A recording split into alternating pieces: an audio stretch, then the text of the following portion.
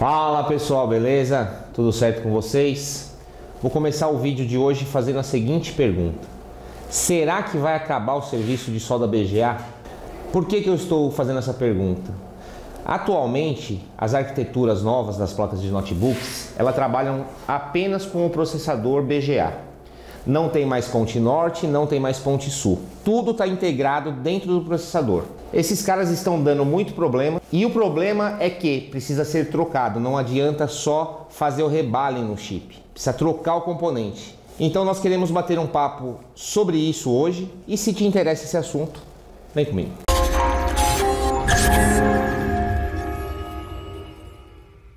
Pessoal, atualmente tem um vídeo de um cara muito bacana. Ele chama Christian, ele é mais conhecido como InfoSquad nos fóruns aí de eletrônica, de reparo de placas de notebook, que ele explica de uma forma muito criativa toda essa passagem das arquiteturas, né, das mudanças de arquiteturas nas placas de notebook, tá certo? Quando eu iniciei o reparo das placas de notebook, né, quando eu iniciei a assistência técnica em reparo de placas, eu posso dizer que de cada 10 notebooks que entrava na assistência técnica, 7 era HP e 3 era Acer. HP era os DV6000 e DV2000, problema de BGA. Acer 3100 não funcionava teclado e mouse, problema de BGA. Então naquela época, isso há 12 anos atrás, 95% dos problemas nas placas de notebook era de BGA. Hoje em dia teve uma mudança, né? Essa mudança foi gradativa e hoje a gente tem outras observações a fazer que não é apenas BGA.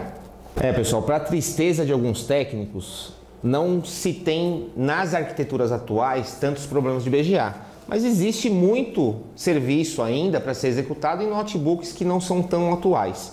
Você não vai conseguir ter 30 placas por dia para reparar de serviço, mas você vai ter bastante quantidade de placas para reparar se você for especializado no assunto. Essa arquitetura nova que o CPU BGA integra a ponte norte e a ponte sul sobrecarregou o CPU. Então é uma arquitetura que eu acredito que não deu muito certo e vai ser modificada. Aí nós vamos ter condições de avaliar se os problemas BGAs vão persistir ou não em placas de notebook, ok? Pessoal, eu tô com uma placa de Dell aqui, ok? Essa placa de Dell já é dessa nova arquitetura que a gente estava falando até agora. Ela, além do processador BGA, ela tem um chip de vídeo dedicado. Então, essa placa ainda tem um chip de vídeo dedicado, mas a grande maioria das placas hoje em dia é só o CPU mesmo. Então ele integra toda a parte de vídeo e todos os controles da placa dentro dele, ok? Essa situação dessa placa aqui aconteceu o seguinte. Essa bobina aqui, ó, é a bobina que faz parte da fonte que alimenta a memória, né? Uma tensão aqui de 1,35. Esse CI que gera uma tensão PWM, né? Trabalha aqui com esses dois MOSFETs aqui ligados com ele. Esse MOSFET aqui estava em curto. Quando ligava a fonte do notebook na placa, desarmava a fonte, entrava em curto. Então ele estava jogando os 19 volts para o terra. Nós removemos ele aqui da placa, ok? Só que mesmo sem ele na placa, aqui nós temos um curto na bobina. Então eu vou mostrar aqui com o multímetro para vocês. Estou colocando a ponta preta aqui no terra e vou colocar a ponta vermelha na bobina. Ó, 30 miliohms. Se eu medir as ponteiras, 30 miliohms, ou seja, eu tenho um curto máximo aqui. Eu tenho um curto total na placa. Eu já injetei tensão aqui e nada esquentou. Então eu vou fazer o seguinte agora, para vocês verem o seguinte. Eu tenho uma grande desconfiança que é o processador que queimou. Por que eu digo isso? Porque um bloquinho dentro dele recebe essa alimentação da memória. Vou mostrar aqui os capacitores embaixo do processador. Ele não está em curto, como a bobina da memória. Ele tem uma impedância aqui de 48,7 ohms, ok? Então, mesmo ele não estando em curto aqui, os capacitores de baixo que estão interligados com ele, eu ainda acredito que ele esteja em curto nesse bloco da memória. Então eu vou remover aqui o processador agora, vou tirar da máquina, a placa já estava na desumidificadora, e nós vamos voltar aqui no vídeo para mostrar se o curto saiu ou não, ok?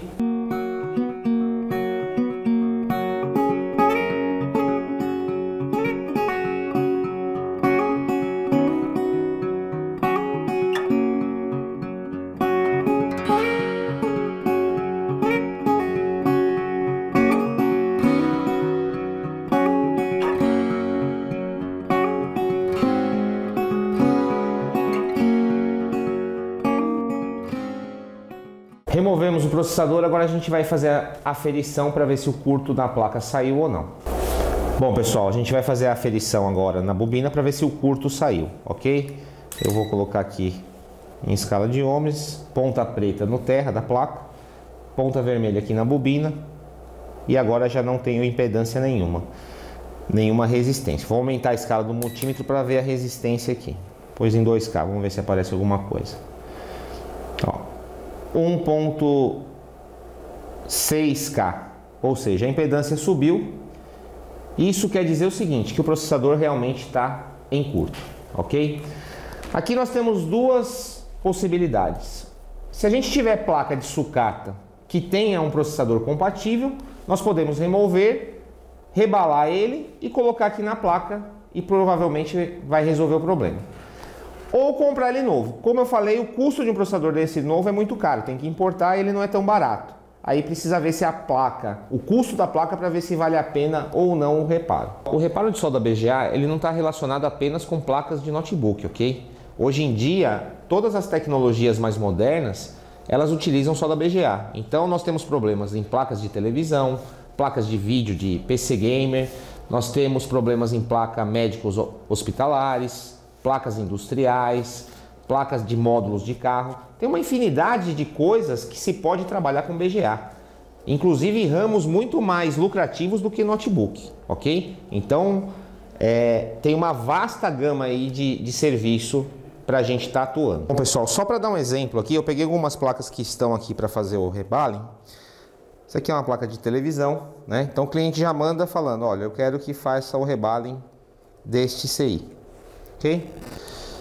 Aqui é a mesma coisa. Aqui é uma outra placa de TV que o chipset está aqui debaixo do dissipador. Aqui uma placa de equipamento hospitalar. Então a gente tem aí uma vasta demanda de vários segmentos no mercado para a gente poder estar fazendo o rebalem nas placas, ok? Para quem não sabe, em nosso canal nós temos um curso completo de reparo BGA, totalmente gratuito. São 6 videoaulas, ok? Que passa por todas as etapas do reparo. Eu estou firmando um compromisso aqui agora com vocês, ao vivo, tá certo? De fazer um curso dos meandros do BGA, aqueles cuidados que a gente tem que tomar, quais as possíveis causas que não funcionam quando a gente faz o reparo, todos os detalhes que a gente só aprende no dia a dia na prática. Então eu vou fazer um aperfeiçoamento do curso que já existe de uma forma simplificada. Então se inscreva no canal, ative aí as notificações para você ficar sabendo de quando for disponibilizado. Pessoal, para finalizar o vídeo, na minha opinião, reparo BGA é algo que vale muito a pena. Basta a pessoa se profissionalizar, fazer o serviço com qualidade, trabalhar com transparência, que é lucrativo. Tem vários segmentos aí com problemas de BGA, várias placas, né, que a gente pode estar trabalhando. Então, na minha opinião, é isso. Também quero ouvir a sua opinião, deixa aí embaixo os seus comentários para a gente poder trocar essas informações. Grande abraço, valeu!